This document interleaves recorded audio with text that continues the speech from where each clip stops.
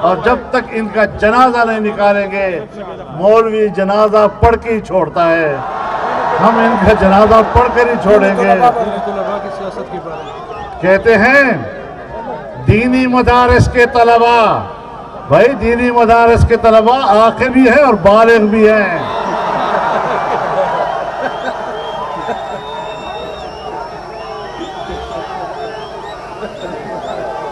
جلسوں میں جانا ان کا بھی اسی طرح قانونی حق ہے، جس طرح شیخ رشید صاحب جب اسٹوڈنٹ تھے اور وہ جلسوں میں ڈانس کیا کرتے تھے۔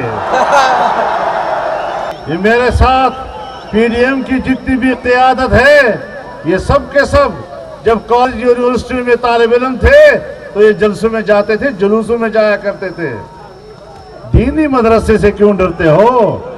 ایک طرف کہتے ہو کہ ہم دینی مدارس کو قومی دھارے میں لانا چاہتے ہیں، جب وہ پاکستان کی ایک مثبت سیاست کی طرف جاتے ہیں اور وہاں کے جلسوں میں وہ پاکستان کی سیاست کو سیکھنا چاہتے ہیں، پاکستان کے آئین کو سمجھنا چاہتے ہیں، پاکستان کے قانون کے ساتھ کھڑا ہونا چاہتے ہیں، تو پھر آپ کہتے ہیں وہاں بھی نہ آئے، تو پھر کدھر جائے؟ پھر بندوق کی طرف جائے۔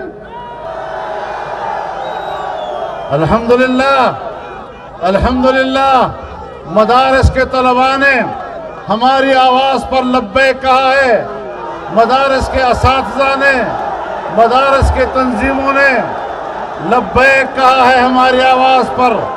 اس نے بندوق رکھی ہے، اس نے بندوق چھوڑی ہے، کتاب ہاتھ میں لی ہے، پاکستان کی سیاست کی طرف آئی ہے، پاکستان کے آئین کے ساتھ کھڑی ہے، پاکستان کے قانون کے ساتھ کھڑی ہے۔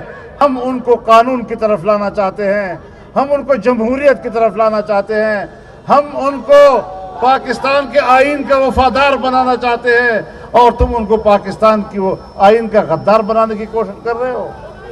تو یہی تو عالمی سازش ہے، یہی عالمی سازش ہے۔